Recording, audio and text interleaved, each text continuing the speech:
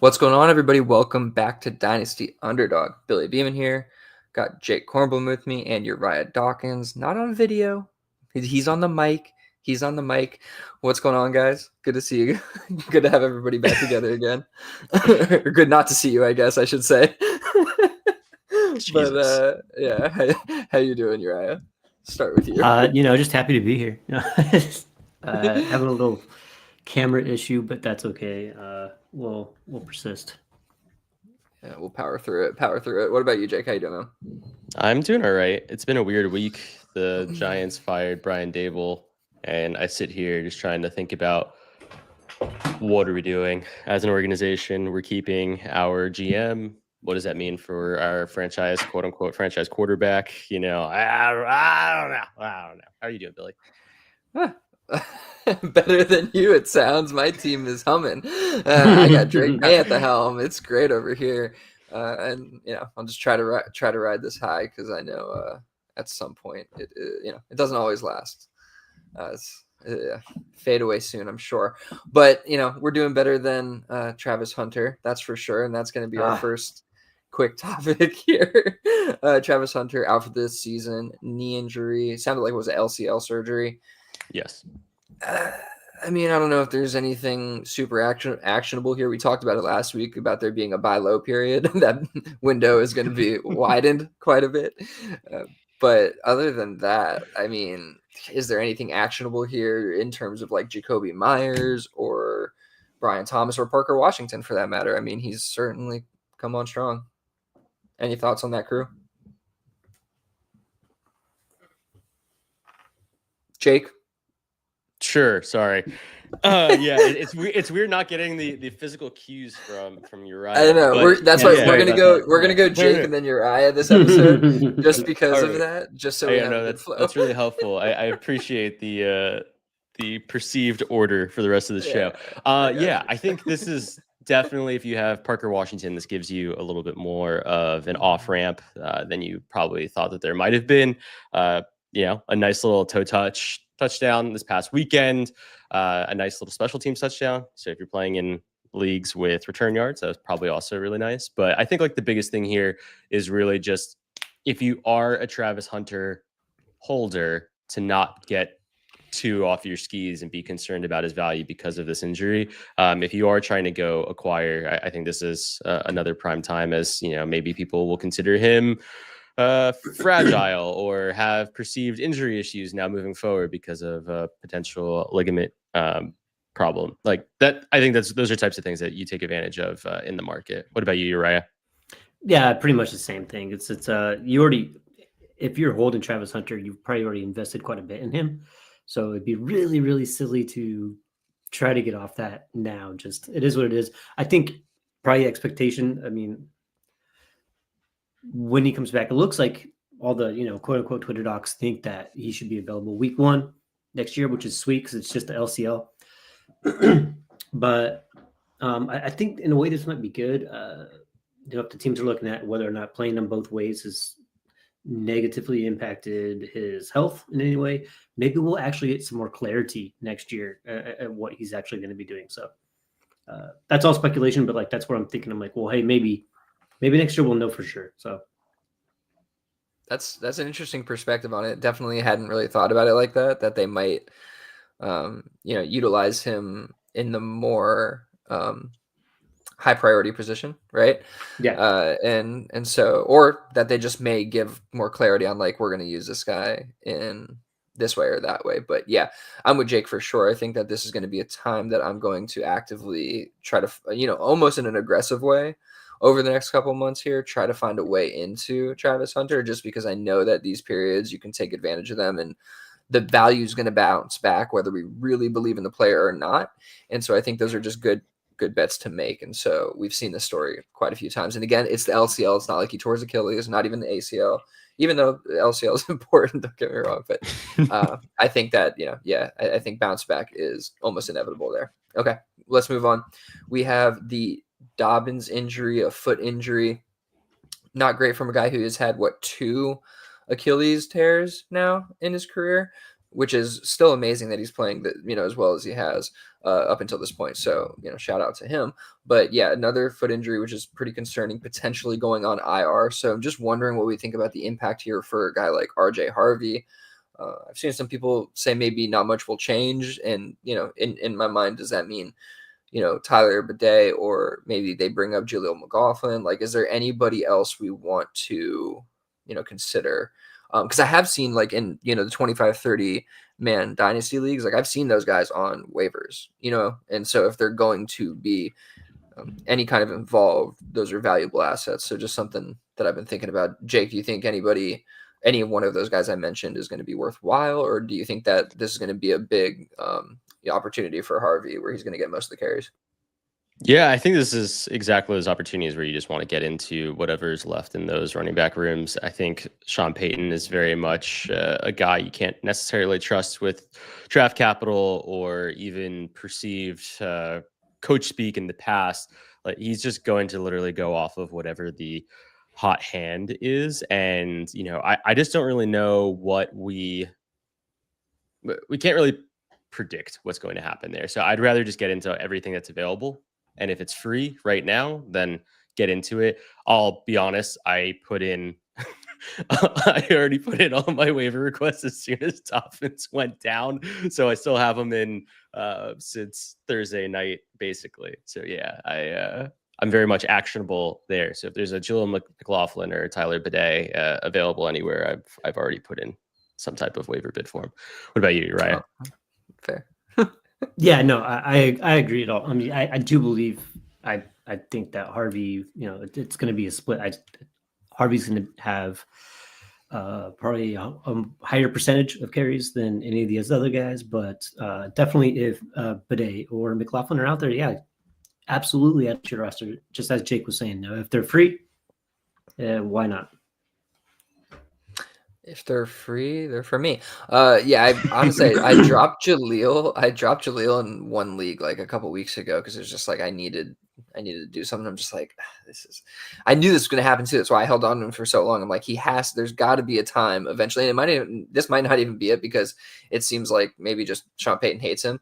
But eventually I feel like he's going to get an opportunity somewhere else and be solid again. Because I don't feel like it was ever a performance related thing with him. But whatever. All right, we move.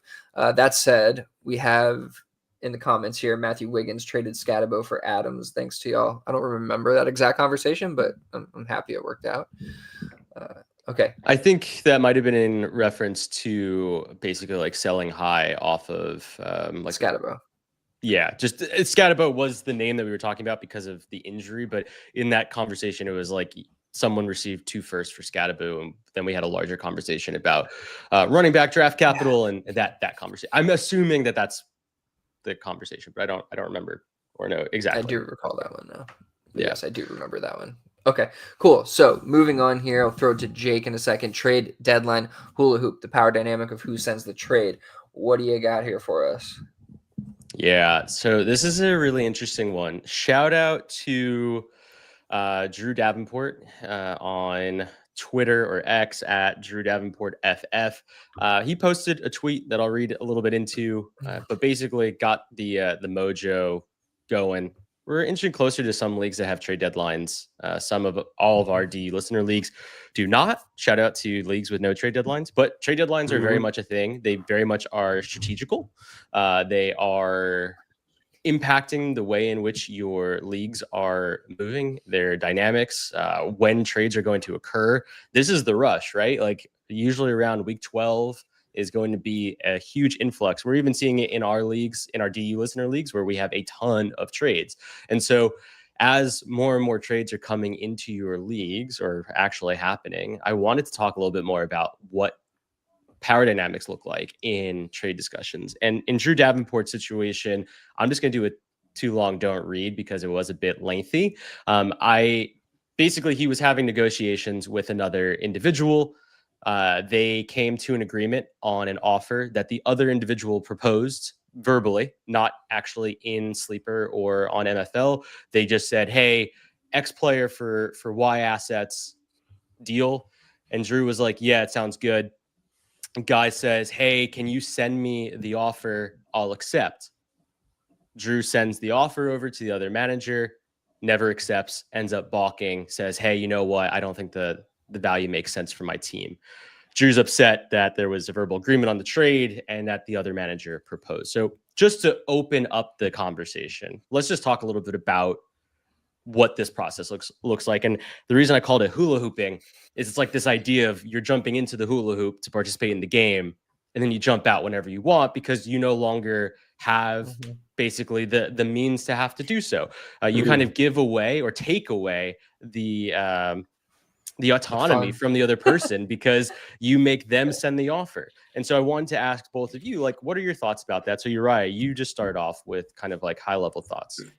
Well, I was going to say, you kind of missed the mark there with what you called it, the trade deadline hula hoop, because that's not how hula hoop works at all.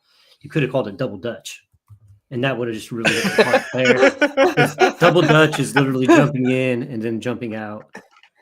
Oh, I thought you were talking about Dutch oven for some reason. Oh, that's not the same thing. Yeah, but right. yeah, no, I guess it should be trade deadline double dutch. Actually, sounds way better too. So yeah, I got to hold you accountable. So that's hilarious. That's all his feedback on this topic, by the way. Yeah, that's my time. No, hey, this has happened, either to me, not this exact scenario, but the part where they say, hey, send it over. And I've done it myself, like where I've talked to guys and trade things. I'm like, yeah, send it over, I'll accept. And I always do. And it's also gone the other way where I'm like, yeah, send it over and I'll accept, because like maybe you're at work or something else and you don't really have time to actually just take the 3 minutes to make the trade proposal. But like after seeing this happen, I'm like, holy shit, like maybe I'll never be the guy to send it over after someone has come to me looking for the trade anymore. I'm like, well, what if you renege? Like, I don't know. It's never happened to me, but it's like, yeah, you got to be a person of your word, right? Especially if it's like in writing via text message or whatever. But probably what happened with this guy, because it was including a Debbie player, is that maybe the player is more dynasty focused and not Debbie focused, and didn't realize that maybe Drew knew a little bit more about that Debbie player. So the fact that Drew sent that offer over probably gave this other player a little bit more time to ask some other people, and they're probably like, "Oh man, But I was gonna say the whole thing was an offer for 2 quote unquote starting quarterbacks in a super flex league for Bashul Tutin and some Debbie player. Like that's a good deal. I don't really care who the Debbie player is in the first place. Like I don't know what kind of information they're getting from their friends, but either way, if you accept a deal in a text, then yeah, like it doesn't really matter who sends it, but it does give me pause to be like, yeah, I'll send it over after we talk about it now. Like, especially if you come to me looking for it. But I mean, these types of things do happen, but yeah, I guess just if a person is coming to you looking for something that you have, you should probably wait for them to send you the offer that you agreed upon. And I think that will kind of protect you from any shenanigans happening. I think that's good feedback. I just would never think that a trade that wasn't actually sent was actually going to get done. Like I guess my, I manage my expectations differently than some people.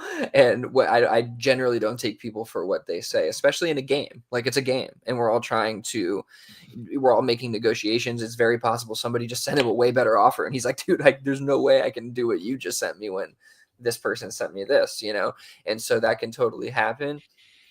I definitely, in terms of negotiations, I don't want to be the one sending the first offer necessarily, unless we've like hashed out all the players and everything. And it's like, this is what we've agreed upon. And then, yeah, I'd rather just send it over than ever tell anybody like, oh, go ahead and send it whenever you're ready. You know what I mean? I'll just be the one to send it over for the most part.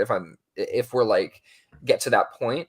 But other than that, like if we're just kind of like, talking out like this is the player you want, I'll just be like, yeah, send me an offer whenever you're ready. Like I'm not gonna think that whatever we spoke about is their word. Though I agree with Uriah. Like if we're actually talking and somebody's like, hey, like this is the deal, these 2 players for this 1 player, I'm definitely down. I'll send it in a little bit. I'm just busy at work. And then you talk later like that. And then he's like, no, like that's that's BS, right? Like you should be a man of your word, or a person of your word, not a person of your word, right? Like that's what you just should kind of rock that way. But you should never put yourself in that position either, I don't think necessarily.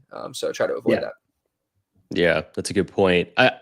The only thing I'll add here before we jump into some of the questions is a real life example of how to kind of use this as the receiver. And then let's talk a little bit about the dynamics of the actual process of what it looks like to receive a trade versus be the one who sends it.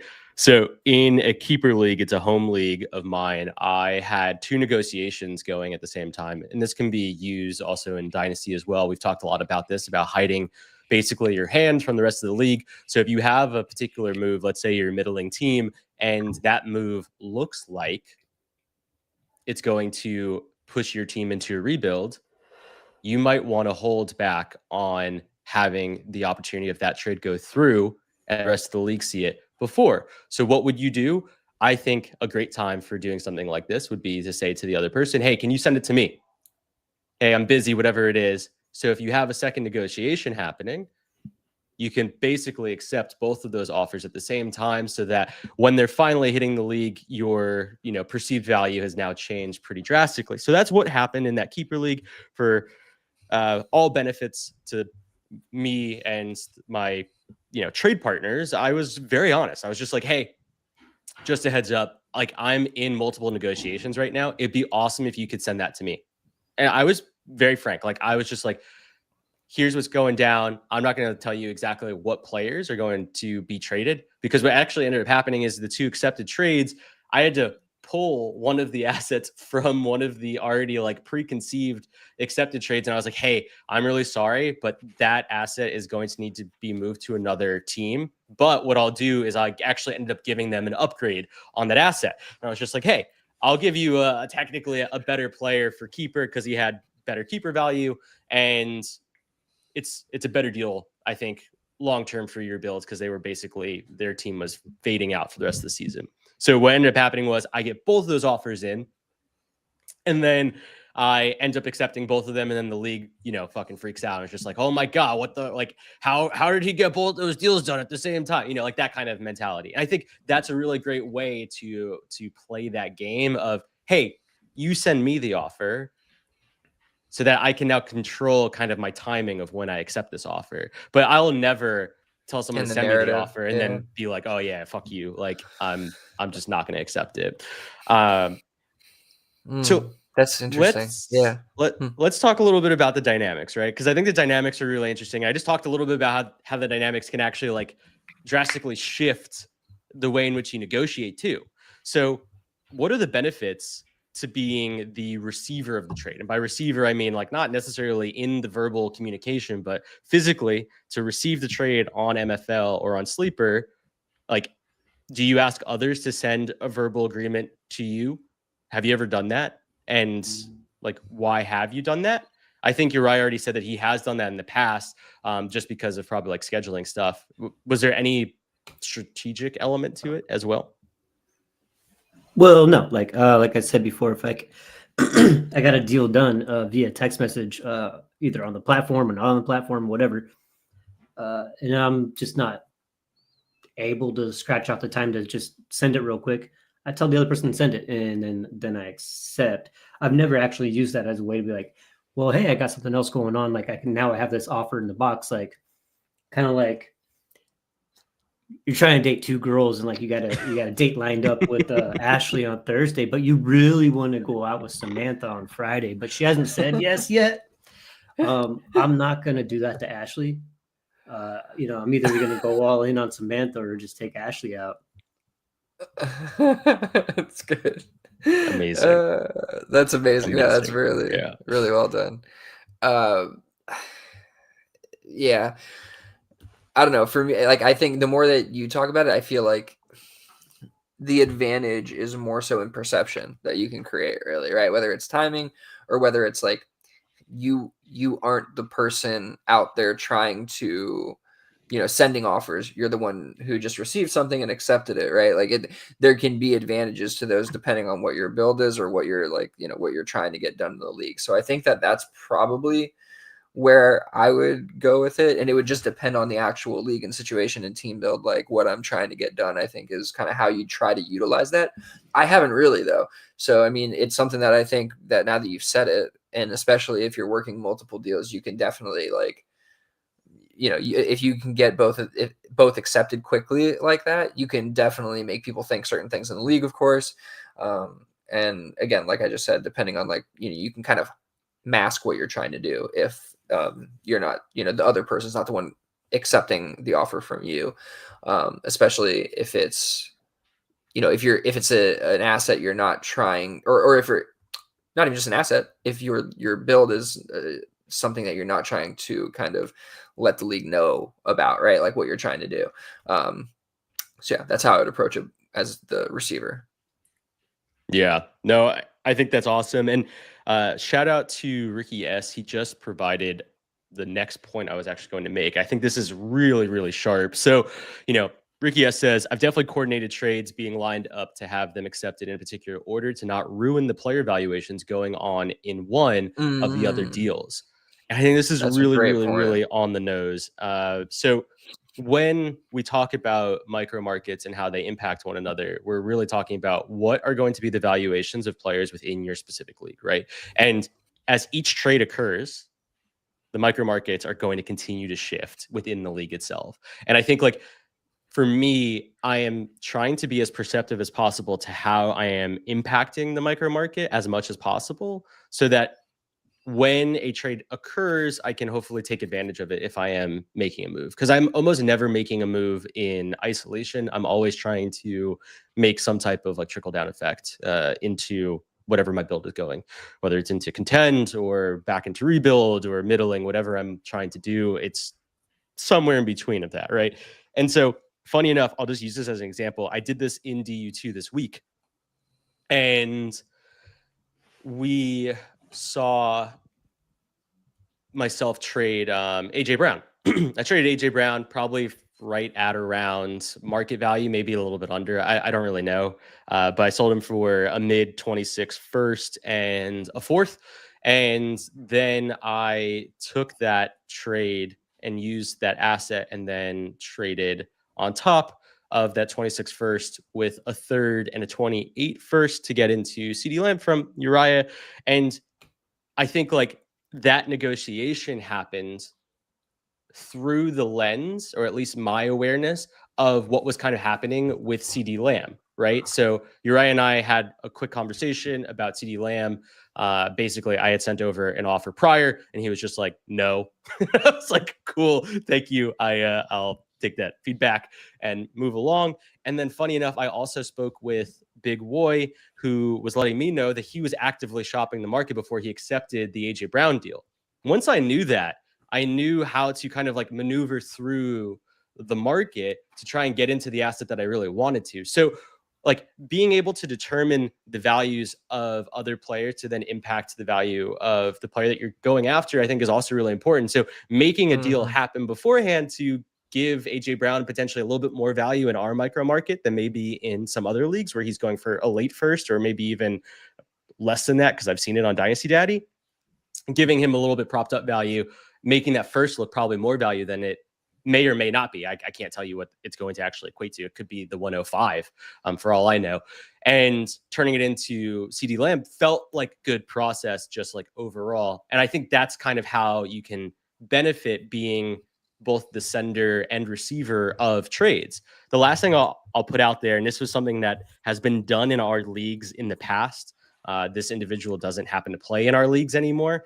But as the sender, they would control a lot of the power by doing that thing where they try and make their offer be perceived as more valuable by sending an offer and then almost immediately removing it.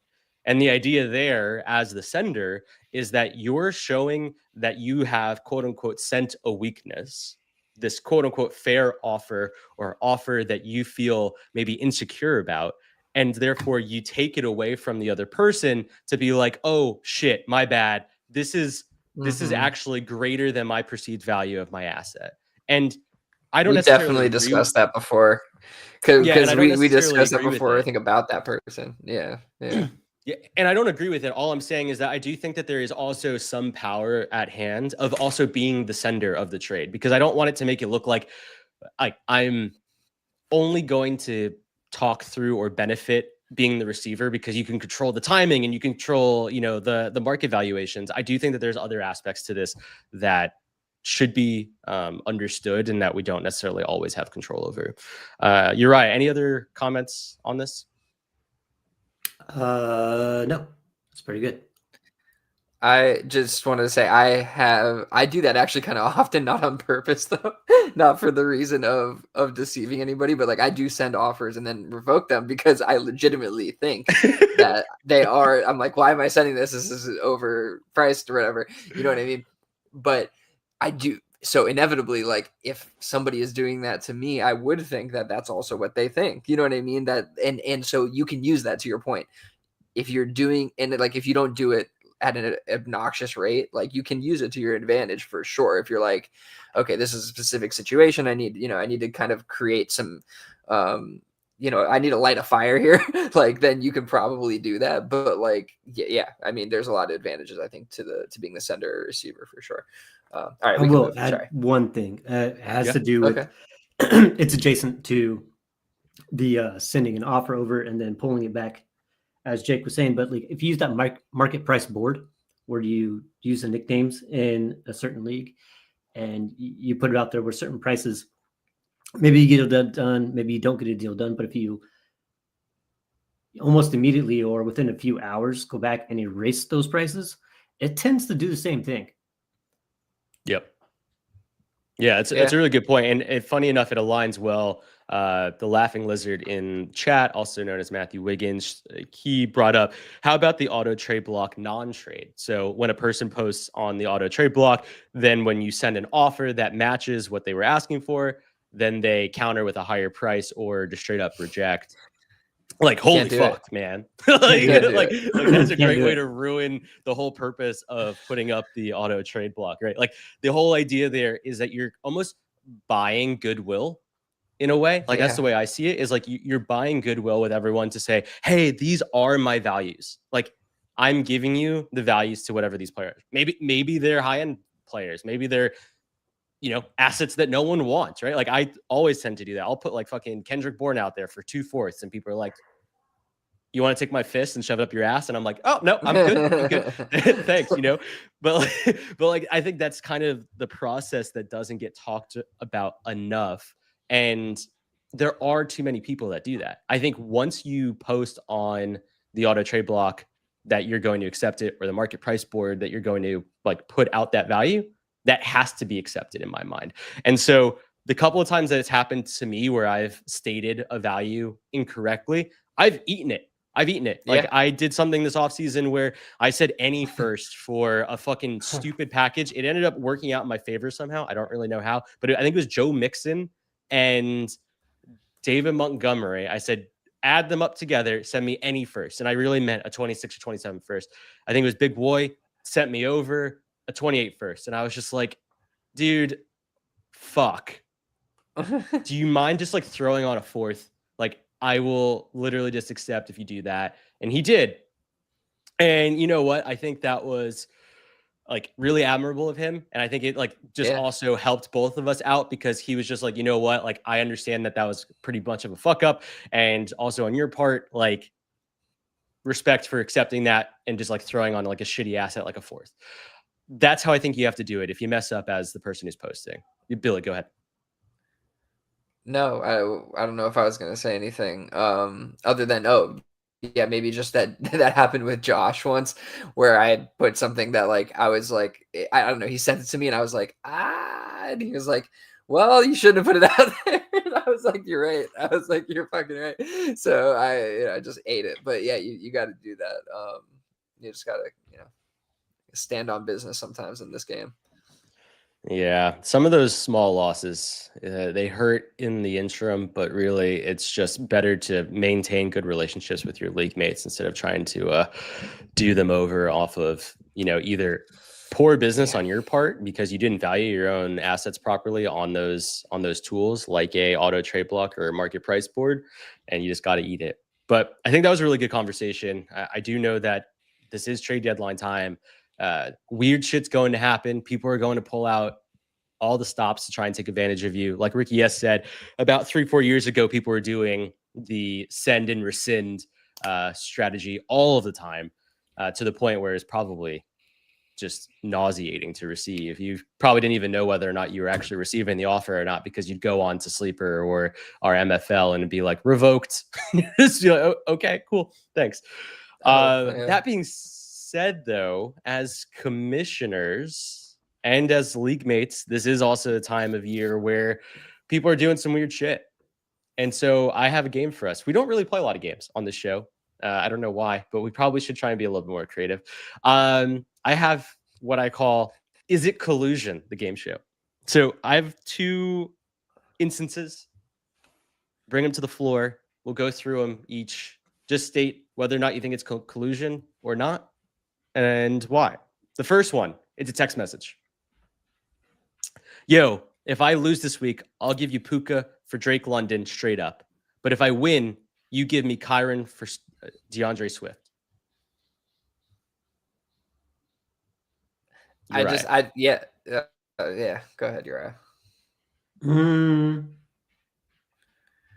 No, but I don't think it's collusion, but it's because it's between 2 guys in the same league, and they essentially have a deal in writing here. So I think it would be more messed up if the person that won didn't get Kyron back for Swift, because they have a deal in place. This is not necessarily collusion. It's based on one team, and it's not. The values aren't that crazy that it makes that big a deal.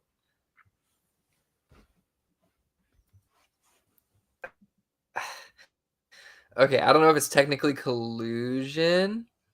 It's adjacent.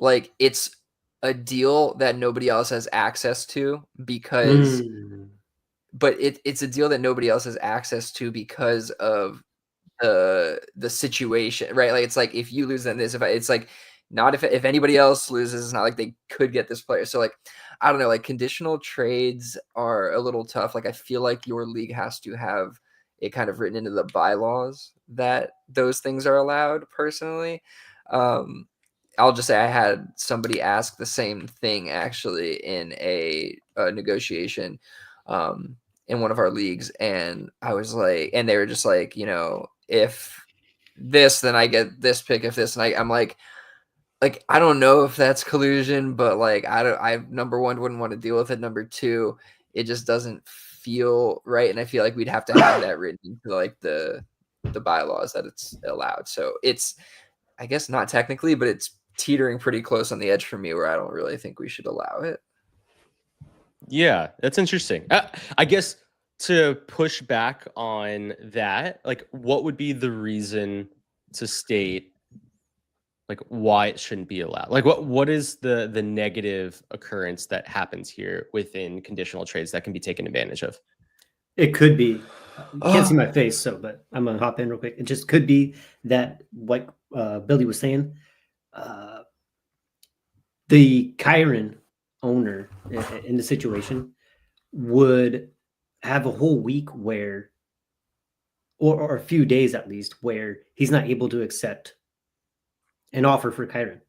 After this text message went through and they agreed upon it, now Kyron is kind of out of the equation, and then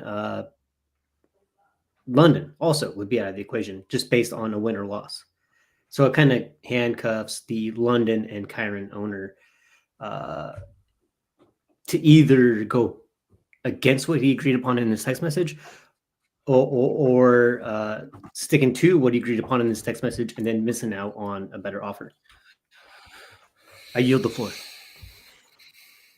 I mean, it's a great point. I would also argue that, like, or ask, not argue, but ask, like, who is keeping track of all of these things? Like, if there's a bunch of conditional trades going on, like, is there a spreadsheet? Are you going to remember? I would say the disadvantage is somebody could just say, like, no, I'm not going to do that now. Like, I never truly agreed upon it. It was something we just spoke about. So those kind of things are just things I worry about with those situations. But Uriah brought up a great point too. It's like there's a whole week where like this is kind of on hold now, and nobody has access to it, depending on whatever the situation occurs, and then now the players get switched, and now they're on a different team, and so it's like there's just a lot going on there. I feel like the league needs to know that these things are possible, that condition is out there, like all those things would need to be tracked and everything. Yeah, that's interesting. I do think, to both of your points, if this were to be agreed upon, it needs to be publicized in a league chat. It needs to be basically communicated with the rest of the league that this is what has occurred. It's already been agreed upon. And this, basically, these 4 players, for a lack of better words, are untradeable until the rest of the week plays out, because they are possibly going to get traded. I don't think it is collusion, technically, because you are talking through a situation where you're making what I believe is a handshake agreement. You're making a understanding that if this happens, I'm willing to pay this price, and if this happens, I'm willing to pay that price. And the funny thing here is that I do think that both of the trades on face value are relatively like lopsided to whoever wins the week. Like in the first trade, you get Puka for Drake London, and in the second trade, you have to give up Kyron for Swift. I think there's a place where you lose value depending on who you are because you lost the week. That is a little bit fun to me. I like the idea of that, and I think that there's something interesting there. But I also think that, to both your points, this does need to be publicized to the rest of the league before this were to ever happen, because there's so many things that could be taken advantage of. There's so much that can be done. Yeah, go ahead. No, I think the only other thing that's a really good point that Ricky brought up here is there a scenario where if somebody offered a higher, better price, right, for one of these players that trumps completely whatever was going on there? It's like, does this trump the moral ethics that are at stake with this, right? Exactly. It's not like the trade's actually been done or anything, and so somebody sends like this massive offer, and you're like, you go back to the dude and you're like, hey bro, like, nah, like, deal's off. You know what I mean? Like, what's stopping somebody from doing that? Unless it is written into the bylaws and tracked, and then the commissioner can hold them accountable or whatever. But without that, it gets really dicey, I think. Yeah, I think that's why it has to go through that process, right? Like, the due diligence of the league is to state, and to your point, maybe in the bylaws, it openly states if these types of deals are agreed upon, it must be posted in the league chat. And then once it's posted in the league chat, it's done. Like, player gets injured, it's done. It doesn't matter. Like, it's going through as soon as that week ends, because that was the deal that was agreed upon. There's no reason to accept conditional trades if you can just opt out at whatever given time.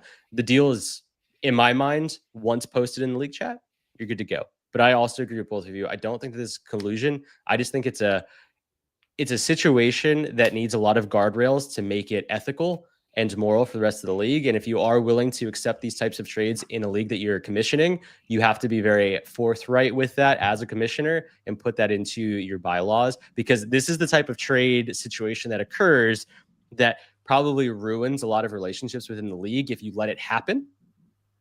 And don't have anything defined around it in the bylaws ahead of time.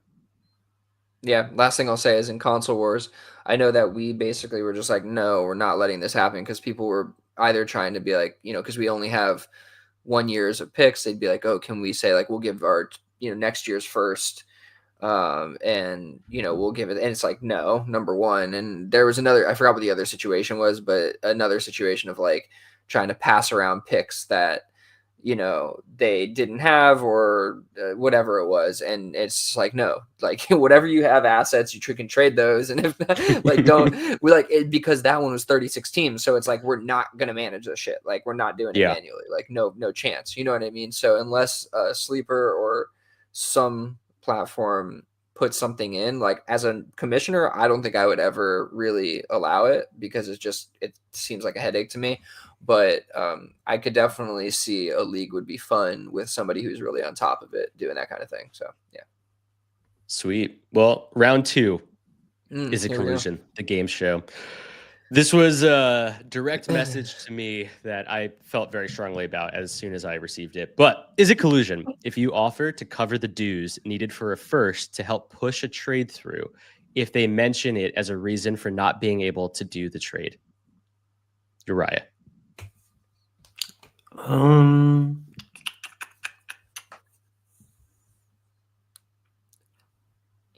know you can't see my face. I can't. I don't think this is. It is kind of collusion in a way, because really what you're doing is you're giving another team an asset that's not tangible, Exactly. but you're getting one back. I mean, it would be different if it was like, hey, you can't pay the $50 now. I'll pay it for you now, and then you pay it back later. But then that's still so murky. I don't. Yeah, I mean, yeah. I guess this is fall on just the other side of the fence of collusion. It's you're basically paying the person to make a trade. you are right. You're There's paying your almost dues to like do it. yeah, you can say that like in the context of league dynamics and in like the context of our world, it's but fuck that. No, it is you are paying somebody to make the trade. Like, what are we doing here? Because technically they never need to pay you back. They never need. So you've paid for a year of somebody's fun for them to convince them to get the deal done. There's no other way to that is collusion. That I think the first one. I mean, we're teetering, like I said, on the edge. This one we have fully fallen over the edge. So I feel like this is more. I feel like this is more.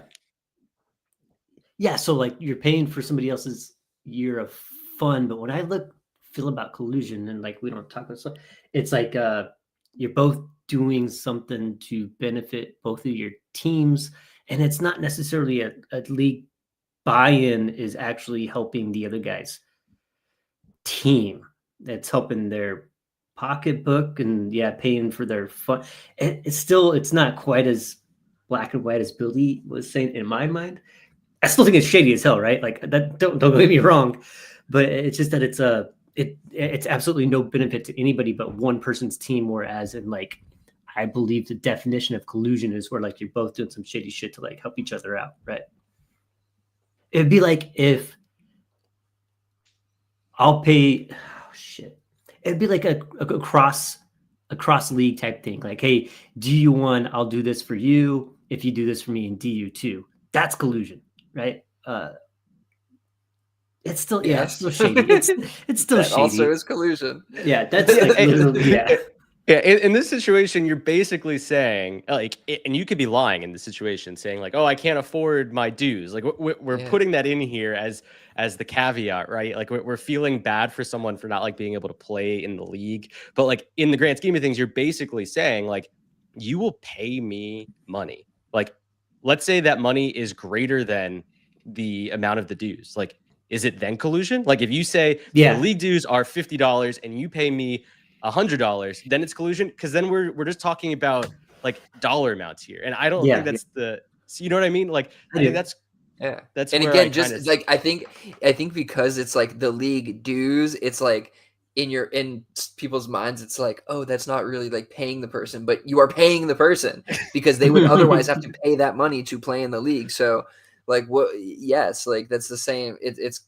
kind of the same thing, and again, it's like it's a conspiracy between two people. I guess it could be more to gain an unfair advantage, right? And three-way I think trade, that one guy pays for two people. And I think it's reasonable to say that nobody else in the league should be, wanting or willing to spend money to get a trade done, because that's against league dynamics, league rules. Like everybody knows that's collusion, right? So this is clearly like an unfair advantage that this one person is going to gain over everybody else. Because also, once he pays for their league dues next year, like, he can now go trade everybody else or whatever his picks, but it's like he's kind of opened the floodgates for himself, almost like for him to have the access to it and nobody else. You know what I mean? Which is like also just a bizarre like dynamic that you then create. So yeah, you just can't do it. Yeah. I think this is just all really fun in theory. I love all this because unfortunately, this shit does happen. It happens in leagues. Like I said, this was a DM. Someone thought that it was potentially a good idea to offer to pay for someone's league dues since it seemed like it was a burden for them. And I was just like, stop yourself. Like you will very well maybe not be in that league any longer if you send that message. So please fucking stop, because that is not a good look on you. Anyway, we just played our first game, I think, in a very, very long time, maybe if ever. So Is It Collusion, the game show, was a blast. Thank you for also all of the live comments. They definitely enhanced the conversation. Appreciate y'all. Mm-hmm. All right. Our last portion of the conversation, not talking about trades, but we are talking about player valuation. So I'm calling this Expectations Kill Your Value. And as I have it here, JKI summary, I'll just provide this and then have some of my talking points. Talented players get injured regularly. The anticipation is so high that when they come back, people get impatient with their lack of immediate performance. This could be an additional window in which we try and buy players. So much of the conversation is always around player gets injured. Go out and go buy them. Yeah, it's very obvious. But what about the window in which the player has already come back and their value basically creeps up a lot because they're back, everyone gets excited, but then the person who's holding on to that value is now wanting to get off because they're like, holy shit, I just waited. For instance, Brandon Ayuk is probably a great example, right? Oh my God, you took mine. Yeah. Sorry. No, it's okay. No, it's a great example. Yeah. It's a great example. Yeah. Brandon Ayuk is this, depreciated asset. There are a lot of folks out there. Shout out to Chris Gordon in the chat. He acquired him pretty early this offseason, actually, on his rebuilder, and got into him at a really, really great spot. He is an asset that if for whatever reason he wasn't rebuilding and he was a contender this year, and he said to himself, like, I need Brandon Ayuk to hit for me for the playoffs. And Brandon Ayuk comes back and fucking throws out, a 0, 2.5, and 5-point game in his first 3 weeks back. And he's just like, holy fuck. Like, what did I just do with that asset? Like, that happens. That does happen. What do we do with that? Like, we as the rest of the league need to be attacking that is my perspective, right? And I think too much of the conversation is always around go after the player when they first get injured. Go after Malik Neighbors. Like, hey, he just tore his ACL. Like, what the fuck you doing? No. Like, go after these types of guys. So that's just kind of the general basis of this.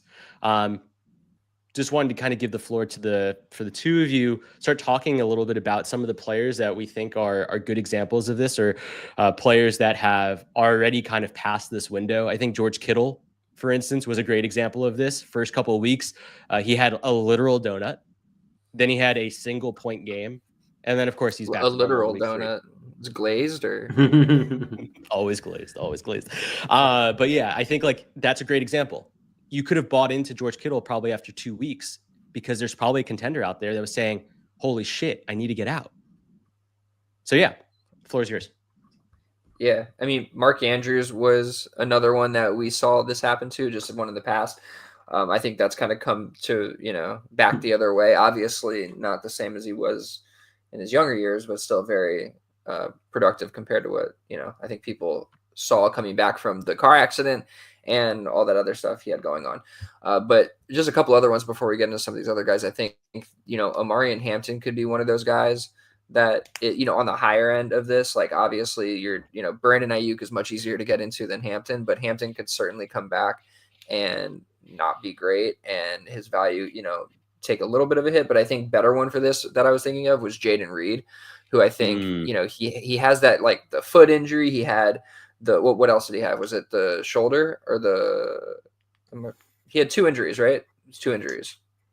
He did. Yeah. I don't remember what the second injury was. Can't remember what the second one was, but my point being, it was probably going to be yeah. The Liz Frank was the one that was like ongoing. And then I don't remember what the second one was. Whatever it was that sent him on IR and then to go get the Liz Frank surgery or whatever it is, I think he decided to do as well.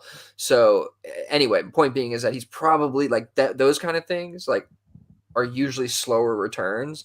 And I could definitely see him a guy who comes back and you can find a window to buy in there if you couldn't get in earlier. So yeah, I definitely think that this is one of those that you have to attack. It's just another kind of, window into these kind of players. Like Jake said, you can go get Malik Neighbors, but there's cheaper windows for some of these guys. And the bounce back is bigger than you think, I think, as well. Yeah, I would think that, a lot of that's true.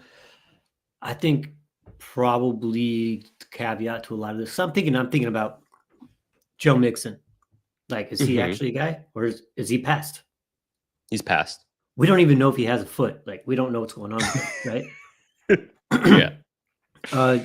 You might think Bucky Irving because of what Bucky Irving's season was last year. But we got to look at draft capital and all that stuff. Honestly, probably both those guys are on the outs sooner than later. What about a Tyreek Hill? The Tyreek Hill is a guy that's done it for a very long time, but he's up there in age. But I feel like in a way, obviously, I would rather go target a guy like Tyreek Hill than maybe a Joe Mixon. So there's a lot there. And then you got the Cam Skate Boost. It's his Skate-a-boo-boo. It's his rookie year, was having a very, very good rookie year. But again, draft capital and those types of things. And then with their firing of the head coach, are we going to see GM select somebody else next year? So there's just a lot of risk there. So I would probably caution, I think, on the side of draft capital and then age. But I get what you're saying there. So Malik Neighbors is the obvious one here, right? Out of all of them. Yeah, and let me also re-clarify. What I'm referring to is actually going to be the window in which the player comes back, and I think the valuation of them will only go down if they don't perform at the level in which is expected. I think, to your point, Joe Mixon and Tyreek Hill are probably super acquirable right now at basically no cost. I think if they come back, their cost goes up immediately, mainly because people didn't think that they would ever come back, right? There's already been conversations about Tyreek Hill retiring from the NFL. I can totally see him playing in the XFL or whatever other league exists. And, I think that is probably more likely of an occurrence. And so, yeah, the guys that I had here listed were Jonathan Brooks. I think he's a forgotten one. He is the type of guy that either you acquire him now, or the person who's holding on to him because they might have acquired him already for really cheap, probably early either this offseason or late last year, doesn't want to trade because they're just sitting there on their IR. But instead, they've now sat with him for 14, 16 months by the start of next season. And if he doesn't look right, can you just throw a fourth at him?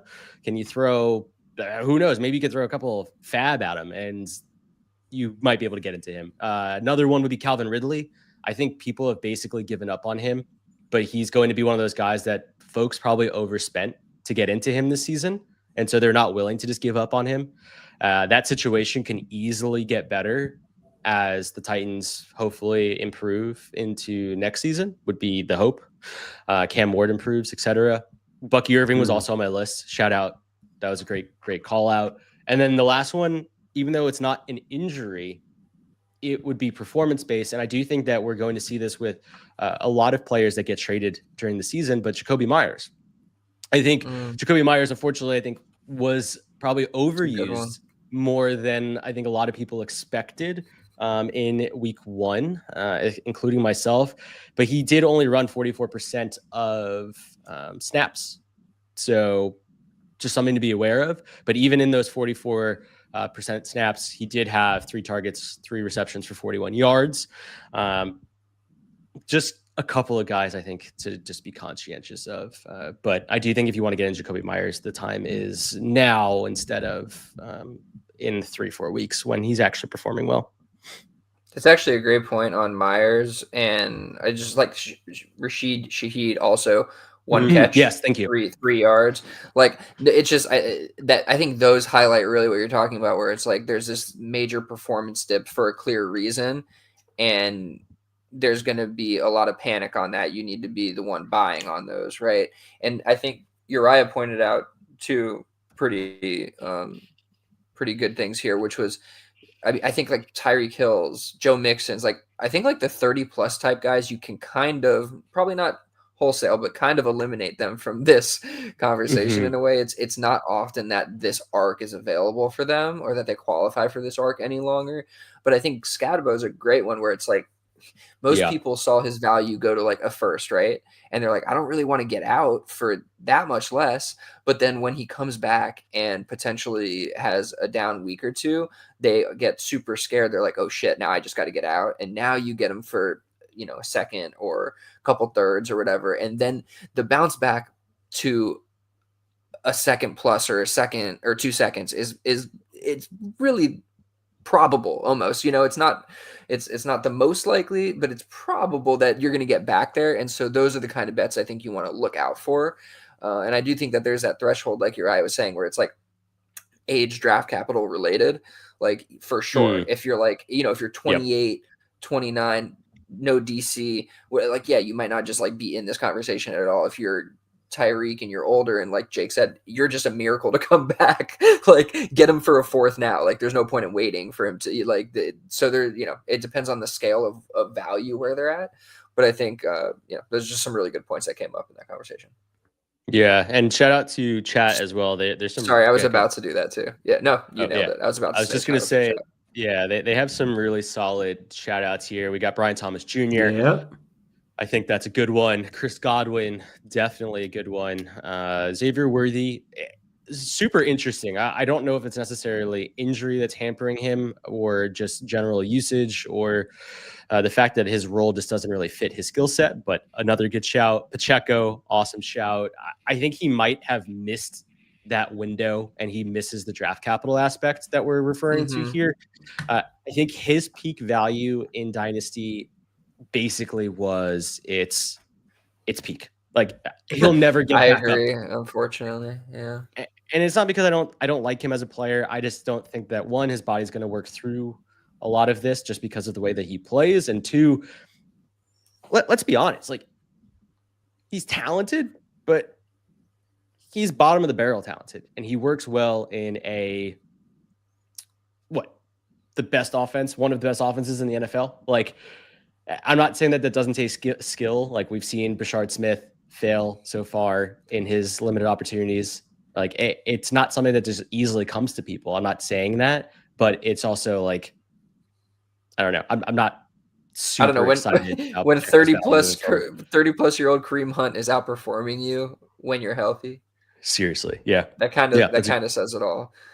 Yeah, but we also have Kraft in the chat here too, which I think is a good one that we could see come back from this injury, not perform very well, and get in on him. I do want to circle back real quick. I think Chris Godwin is such a good one. Like, he's one that right now I'm sure still you could probably get into for potentially less than a second round pick, and that's exactly what we're talking about, right? Like, maybe not likely, but like a package of something, like you can probably do it with like a rookie that, you know, and a third or a couple picks, whatever it is. Like, I think there's a way to get into this guy, and his value is going to, you know, I think is going to bounce back. I'm holding on to that. I mean, maybe this injury was so bad he never comes back, but I don't quite buy that.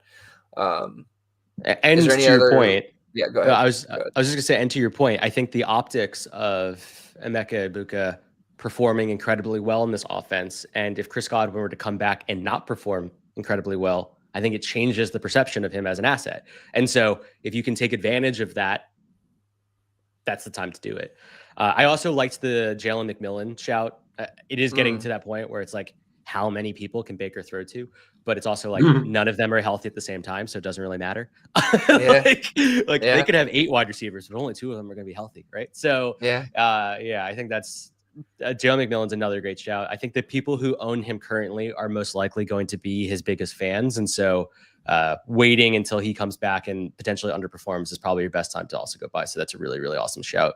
Jane Daniels, another good one. I think the time was honestly to buy probably during the first injury, or during his like lack of performances already. I think the reality is that when he comes back again, unless he comes back too soon, his performances should increase. Like, he should be improving. That should be the assumption. But you never know. You never know. Yeah. Good stuff, though. Those are definitely really good options. There's quite a few of them, and again, it's about keeping like your ear to the ground and knowing like when this is going to happen too, right? Like we could say this about Jaden Reed or any of these guys, but you also have to like kind of be aware in those moments when they're coming back to take advantage of those windows. So it definitely requires some attention and effort, I would say, to recognize and get in on these. Cool. Let's jump into our favorite spot, trades and non-trades. Oh, yeah. Let's do it. All right, let's go. So we have Sergeant Pepper's league here. So it was this tiered PPR 12-team start 10. So we have Michael Pittman, Jerry Jeudy, and Jalen Warren for a 27 first and 27 second, I guess. Yeah, that's correct. And just for input here, the teams that's trading away their first and second is currently 9-1 in the startup year. So just some perspective. Okay. Oh, yeah. Go ahead, Uriah. Hop in. I was saying in that case, if he's 9-1, I could see trying to give that up for the points heading into week 11 for Pittman and Warren. Not really looking to add Jeudy to any of my rosters, but a late first and late second to get the points for Pittman and Warren, I think makes sense. You could probably get more points by finding other trade partners, but this makes sense. Yeah. I don't know if I caught all the context there. Excuse me. But I could see this trade working both ways. Like if that's a late first and second, I don't hate giving that up for really more so the Pittman points than anything. Like, I'm not really keen on taking on Jeudy. Warren's clearly a decent asset for at least this year, but I tend to lean on the pick side if they're at all kind of mid. I think I could feel comfortable doing that as a rebuilder. It's a good trade, I would say. Yeah, I think it is a good trade. I definitely think I lean the picks just because they are a little bit more liquid. And I do think this is something that I've learned the hard way. But giving up off of a startup year, like multiple years first in the future, definitely puts your build into a precarious situation if you're not acquiring elite assets. And I just don't think that you're acquiring any elite assets here. So you're basically knowing that after the season is over, you need to get out of these assets for relatively similar value. Maybe you give up the second altogether, but like I would want to basically get out of these three assets for a first.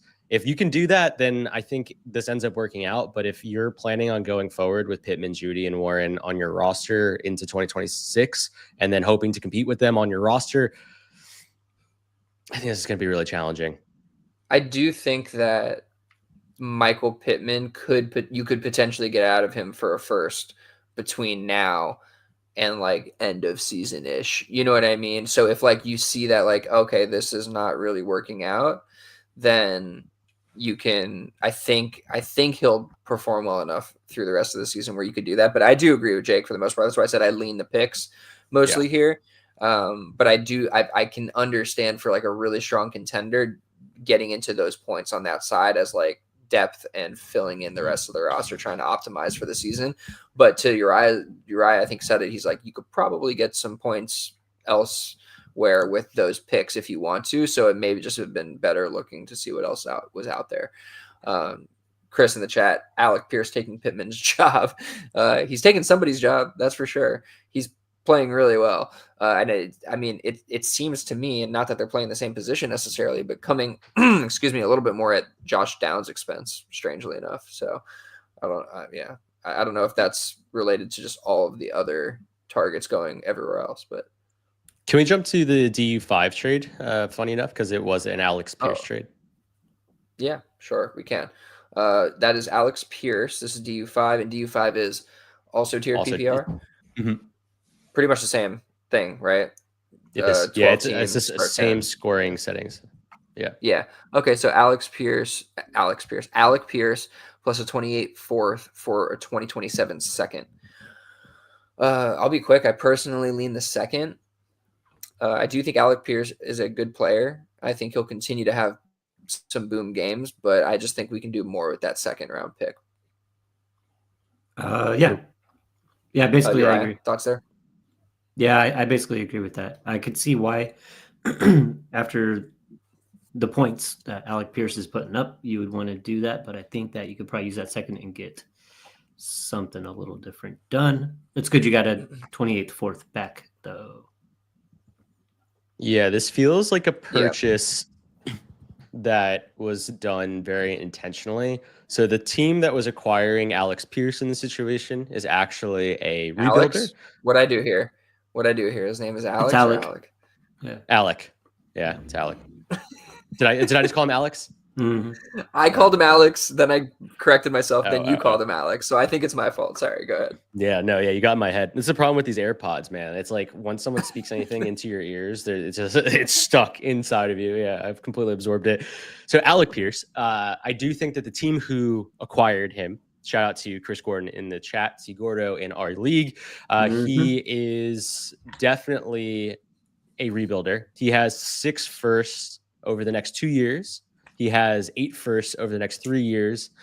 And he had a couple of seconds that were his own. He traded away what is perceived to be a very late second moving forward.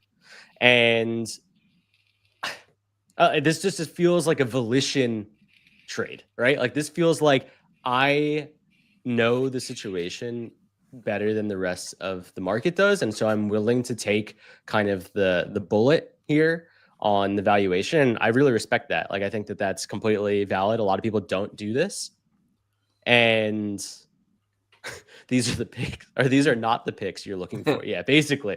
Yeah. So this is going to probably be like, pick 24 in the rookie draft, right? Like this is not going to be a pick that is going to have that much value in fairness.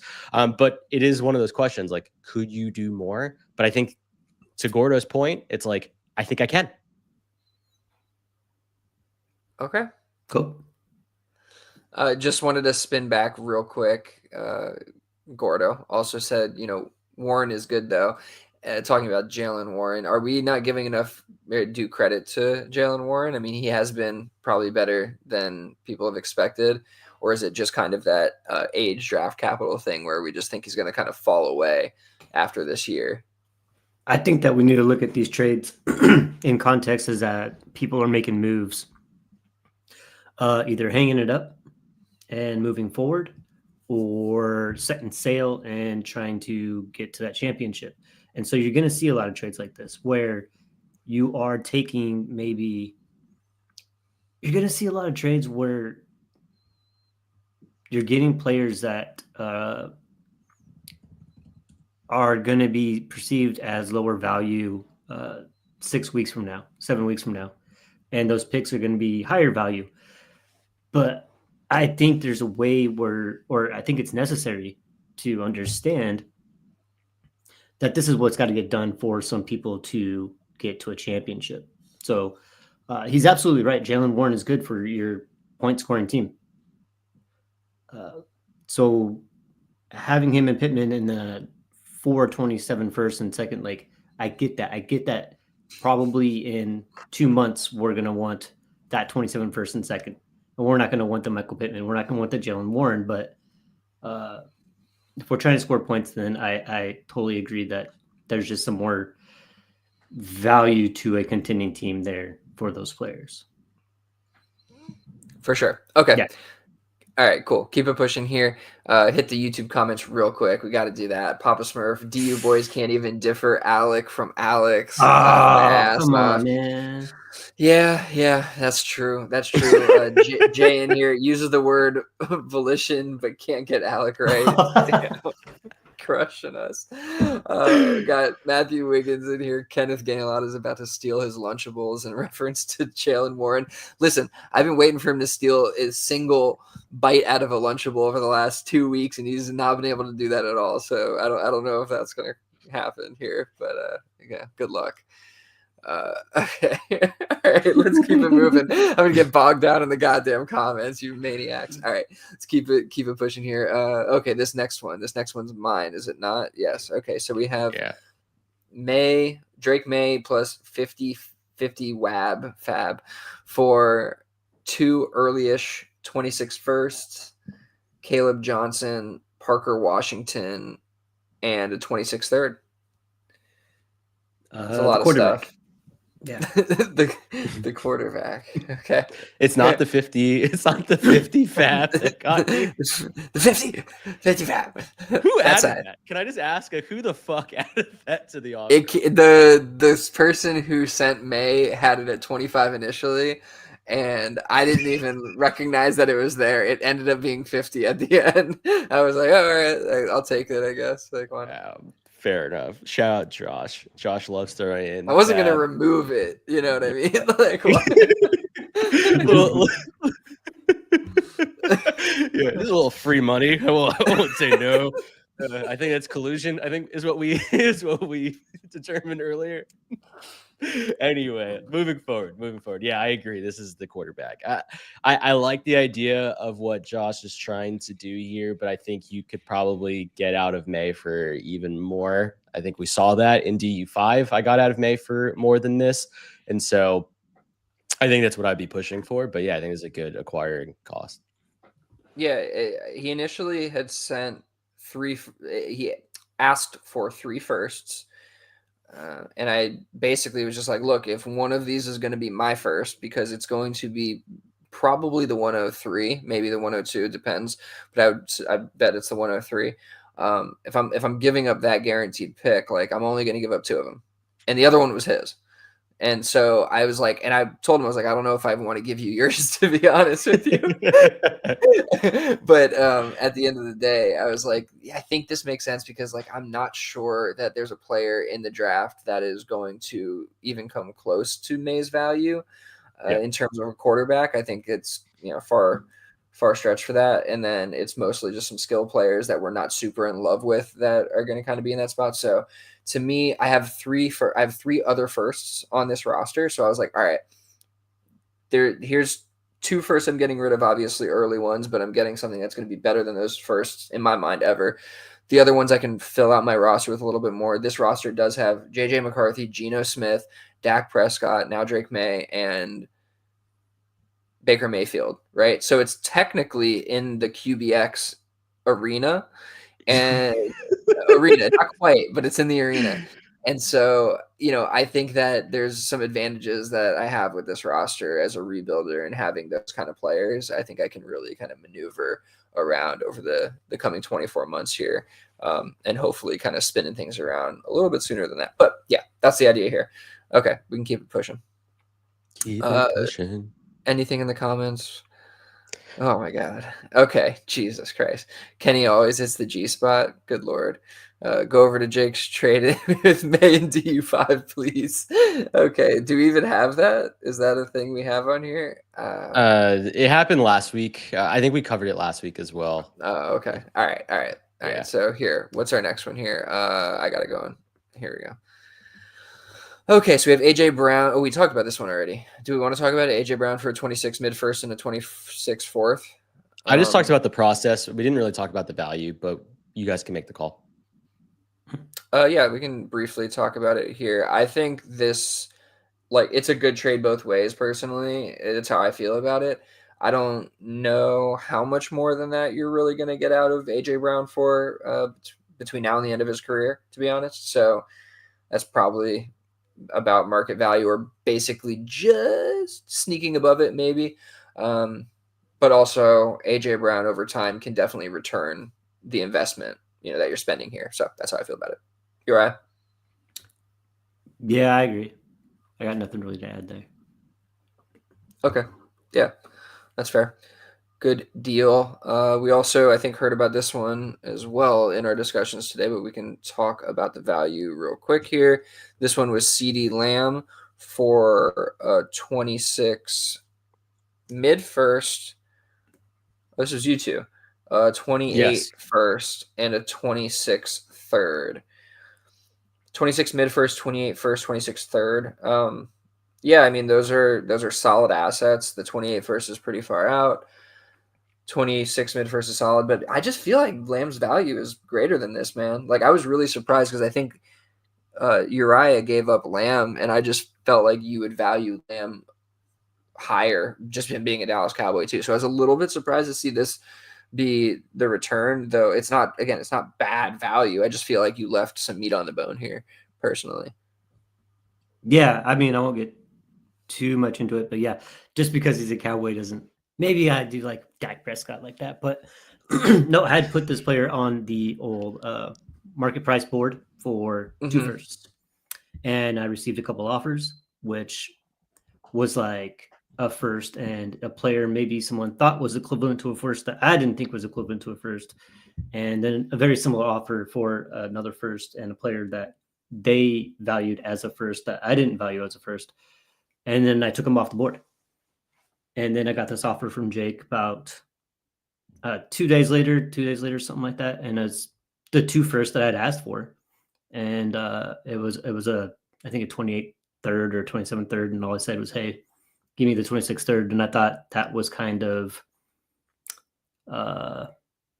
me holding up my end of the bargain of what I had asked for previously, even though I didn't receive an offer from Jake while the board was up. I did get this offer later on. So basically from those who were active in the chat and saw the board, the offers I got were not as good as this. So I took Fair enough. Yeah, I mean, there's always the league specific market value that you're dealing with for sure. Yeah, I mean, I feel that. Like, I just feel like CD is one of those where I'd like hold on for dear life until I force somebody to give me the value that almost above market value, right? Like, which I almost feel like this is like a little bit below. Which again, like maybe it works out at the end of the day, but yeah, that's just how I feel on these like super elite players. And then knowing it's like you and Jake and he knows you, I'd be like, dude, this is my guy. This is Dallas. Like, I don't need you. But again, you obviously had him on the market price board. So like you obviously were sticking within a range of that. So that makes sense. But I don't know, like I would just be like 3 times first for CD would be my market price board. Come at me. And I was camping. So, yeah. Okay. All right. We can keep it pushing here. DU4, another interesting one. Another Jake trade. Another Jake trade. Let me update the banner here. Okay, so we have Odunze, 28-second, Jalen Royals for a 26 first, JCM, and DK. Yeah, so, okay, Odunze plus a 28-second plus Jalen Royals for a 26 first plus Ja'Cory Krosky Merritt / Bill and Chimere DK. Okay, yeah, I'm going to take Odunze here. I think we've seen, again, another week of Bill not quite performing. DK still might turn into something. Obviously, he's had a couple of positive weeks. But again, draft capital, just kind of flash in the pan, like might be sporadic points. 26 late first, okay, and then you're talking about Odunze on the other side, which is clearly, I think, the best asset in this trade. That's just how I feel about it. Mm-hmm. And you're getting some additional assets on it too. So I really like the Odunze side in this one. I'm assuming that's what Jake got here, knowing how he feels about Odunze. Why do you say? Oh, okay. Sorry. No, see, that's projecting. That's projecting. Yeah. Because he got the clear, amazing deal. Because he always sends, offers in his favor. That's what he thought I was gonna say. But go ahead. That's what I thought. That's what I thought you were gonna say. Yeah. No, what do you think about this one?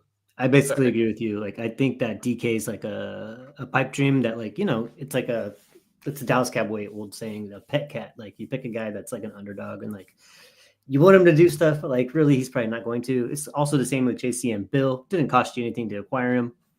So then we're looking at Odunze 28-second and Royal. Like, it's pretty easily Odunze's side here for me. Awesome. Yeah. Any additional context you want to add there before we move to the listener? trades? Yeah, no, the only other context was that this was one of those like weird trades that my team is clearly rebuilding. This was an orphan, and I've made a lot of moves to get closer to some type of control of a quarterback room while also selling away some elite assets like Janty, for instance, and getting into some future draft capital. So I think this move was probably a little confusing to some in the league, just because I'm technically acquiring points and not giving up much. But I did try and use I would say my worst first that I owned, which was not my own, and move it to get into what I thought was a relatively higher end asset for what I could. The one thing I will say is that Josh put Odunze on the trade block, and I think I sent him an offer immediately, and he just goes, of course you would, or something like that. And I was just like, yeah, when there's an asset I want, man, I'm gonna try and get it immediately. And we worked out a deal in probably like 15 minutes. So it was pretty fast, and we came to a conclusion quickly. So that was awesome. Shout out to Josh. I always love negotiating, because usually he's like, either our values are really far off or they're close enough that we can keep going, and he's very straightforward about that. Yeah, that Drake trade was like the first one in so long that him and I were anywhere near like close on values, and it just made sense. And it was like, and I had enough picks where it was like he wanted picks, I wanted a player, and I was like, yeah, okay, this lines up. It's one of those where it's like the people that it's kind of like I was saying, the people that you need to have like differing goals. Yep. And it's so much easier that way to kind of just get shit done, because you're like, there's no battle. It's just kind of like, these are both necessity for us. Let's just keep it going here. So I always enjoy those trades. Okay, Papa Smurf here. Jake, Rome, Adunze, Abrams. Mm-hmm. If you hop in the Discord, If you know. Okay, cool. Got two more here. Got a listener trades, and this one is a 12-team Superflex PPR 0.5 tight end premium, start 11 and a 3 wide receiver start. That's tough. Start 11, 3 wide receiver. Whew. Yeah, you got to have a ton of wide receivers. Okay, so we have Bucky Irving plus Rashad White, so you get the backfield for now, plus a 26th fourth for Jalen Waddle, 26th second, and a 28th third. Yeah, I'll take the Waddle side of this. I'm kind of like the resident Bucky hater, I guess. There's definitely value on that side, and over time you could probably do enough with it, but I think Waddle is the easier asset, the more liquid asset, the 26 second, more liquid asset than probably White in the fourth, and then you get the third, and probably with that side of things too. So yeah, I'll take the Waddle side. Yeah, same. It's the Waddle side. Just the Waddle in the 26 second, I think, is probably good. Mm-hmm. It's going to be tough to move Bucky or White when they're both on the same team, especially when one's not healthy. Like just there's a lot of work there for it to kind of work out for you. Because it's not like when Bucky comes back, like Rashad White's done forever. Like it's not kind of like a 1-to-1 there. So the Waddle in second just makes more sense. And knowing you need to start 3 wide receivers, like if that's part of the equation, it just feels like he has more value in that format. Jake, any thoughts? Yeah, I actually like the Bucky White side more. So, contrarian take per usual. The whole reason here is about liquidity. I do know that the individual here spoke through how the wide receiver market is a bit steep. So they thought they can maybe get into a slightly more premium running back than maybe the wide receiver that they were giving up. And I agree. I think Bucky, we've looked at it. Someone, I think it was Jay in the Discord. Shout out Jay. He is basically the internet. Shout out to him. Send any question out into the world. He comes back with all of the responses or data or whatever it might be. He's incredible to both the Superflex Super Show Discord as well as ours. Shout out him. Anyway, he came back and showed basically the KTC value of Bucky over the last 6 months. So even with the injury, his value has basically not changed over the last 6 months. So all of that to say, like, you are getting into an asset that the market sentiment is already so fucking high. Like, and I don't necessarily agree with it from like a personal perspective, but you know that the majority of people who are trying to acquire said asset do agree with that. Now, Rashad White, the other individual in this trade, I think the other value here is that Rashad White leaves Tampa Bay in 2026. Like, the contract situation is there for him to not be there, and you very well might have just acquired 2 starting running backs. And so I'm not saying that Rashad White is going to be a, 75% snap share running back, but he very well could go into another backfield and take up 52%, 55%, and be a very tangible asset in this trade. I think this could easily turn out to be almost 3 firsts on the Bucky White side if things go the way they should. But Bucky sits there by himself, in my opinion, in the market as 2 firsts, even if I don't agree with that value. That's where he sits there. I just haven't. No, I know he sits there. I just have not seen it one time in any league I'm in him go anywhere for that kind of value. So, like, yeah, maybe that's the market value for him, but I just don't think it's as liquid as we think personally. But I do agree that, like, maybe he's easier to get out of for like a first and a first plus or something like that. So yeah, like that may be the point enough to just lean on that side. So the point's well taken, and I think it makes sense. Like, I understand being on that side. And last thing, there's a comment that I think makes a lot of sense here as well. Like, with the perception that Jalen Waddle basically was on the trade block, right? Like, what does his situation look like moving forward? Like, is that necessarily an asset that we even understand what that value looks like? Yeah, I mean, I don't think he holds so much weight on the other side of the trade is the way that I see that. Yeah, true. I mean, I think a standalone like player, like without a team, like, he holds pretty decent value, to be honest. But I think him moving could be a good thing, because it's more likely that he tries to find a situation that is competitive, or that's, a team is looking to add a piece that is like more ready to compete, has like a more stable situation, quarterback, all that kind of stuff. I think for a guy like him, because he's such a game breaking type of asset. So I'm not as worried, but all of these are good points. I'm just like, for me, I'm not as worried about Waddle, the asset, but I would say that, like, I think, again, I do agree that Bucky, I think, is a more liquid asset. I just don't think his liquidity is as great as necessarily the market value shows. And I think that at Waddle, like, I do agree that he's not the most liquid asset, but I do like kind of what he's shown, being able to kind of like lead the team. He does look good, and I think that is good for his value as well over time.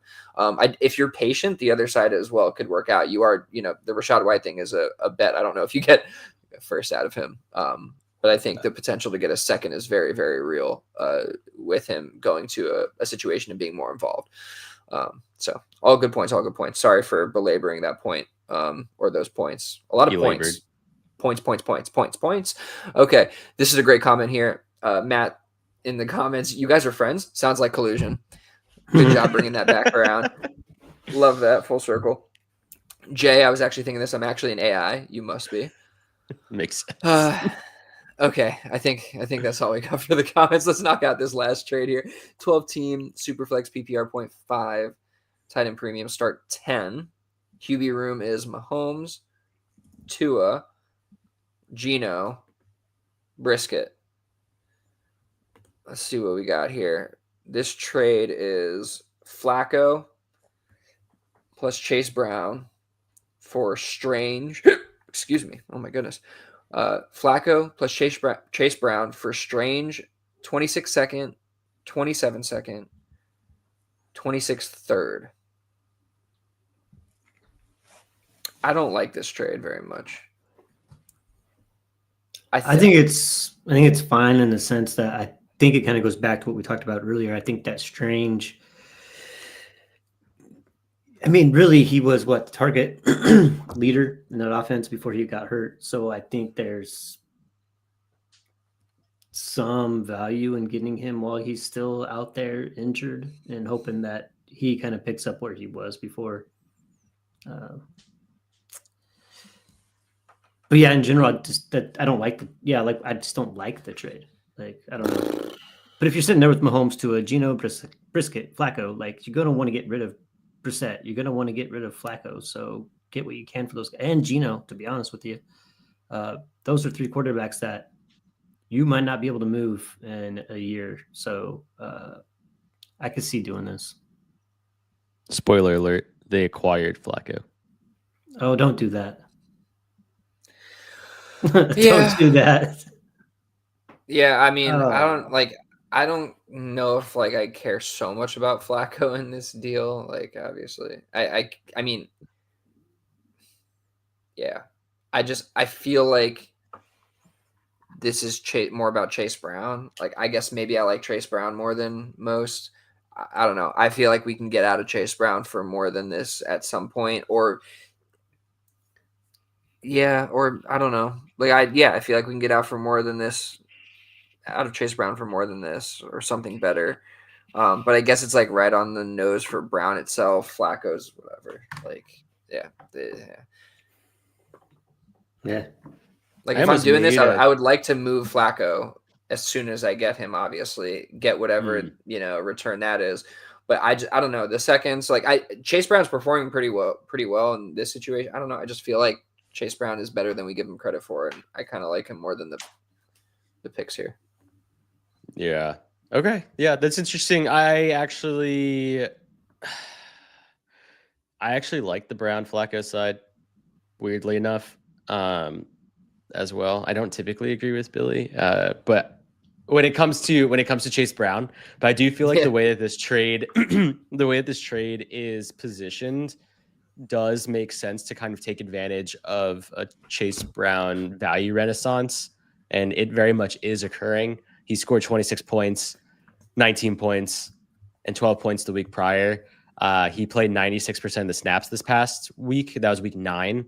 He had 8 receptions for 75 yards. Majority of those were dump offs, but that was also off of 14 targets. Like, there is a world where, and I'm not talking about Jamar Chase, by the way. This is Chase Brown. I think that this is very much a world where, yeah, you could probably, like, if things don't go your way in the playoffs, Chase Brown could be touching it first. And then if you were to say to yourself, I traded away Brenton Strange, 2 seconds and a third for a first, doesn't sound that bad, right? Like, and if you're able to even throw Flacco, or maybe you throw Flacco and Brissett to another contender that's still in the playoffs, and you get a second on top of that, you got a first and a second for a loaner for that. I think that's kind of what the idea is here. And I could see it. I see the vision. So it's kind of crazy. I'm surprised that something like this could even happen right now, just given that, to Billy's point and also my point, just going over just kind of the last few weeks for Chase Brown, you'd think that market sentiment would be up. It's funny. I was going to bring up Chase Brown before when we were talking about Jaylen Warren, because he really is kind of like the shitty Chase Brown right now. And to Uriah's point, like, he is performing to a point where Jaylen Warren is startable. And these types of guys that are high target, high reception backs in PPR setups, like, why are we not trying to acquire them if they're cheap enough? Nah, yeah, I definitely agree there. We have a couple more in the chat here I got to throw in, but one related.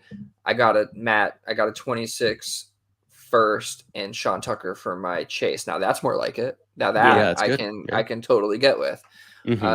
Don't go chasing brown waterfalls. That felt like a steal to me. Chris comes back with, felt like a stool to me. I mean, hey, does any of this change when Joe Burrow comes back? Because we forgot to mention that he's. Well, yeah, we didn't mention that up at the top. We probably should have, but that's more my point is, and I think Jake's point too is, like, this is what Chase Brown is doing with, backups and Flacco and he's still kind of performing. And I feel like his value will exceed this long enough to where you're going to kind of get a good return on investment there. And I there's certainly a world where they move on from Brown, but, like, he also feels like a guy that's perfect candidate to sign a team friendly deal, stick with this crew, and just kind of maintain some of that value. And even if he did leave, I think his value would maintain at some level too, at least for a short period of time. So I'm not really concerned about what happens with him in the team situation over the next, like 24 months ish. Sounds good. Yeah. That wasn't a burp. That was me saying yeah. All right, cool. I think that's all we got today. That was a really fun episode. Really good stuff. Thank you everybody for joining in the chat. The chat was absolutely wild today. Like really elevated the show for sure. Uriah pushing through, just persevering, no camera, honestly. No camera. Really did a good job. Yeah, really did a good job. The people on the pod won't even know. I mean, they will know because I said it, but they wouldn't have known if I didn't say anything. Yeah. With all that said, if you haven't joined the Discord yet, join. It's in the YouTube description. It's in the show description in the pod. Just find us. If not, hit us up on social media at Dynasty Underdog everywhere. Other than that, we'll catch you next time. Peace out, fam.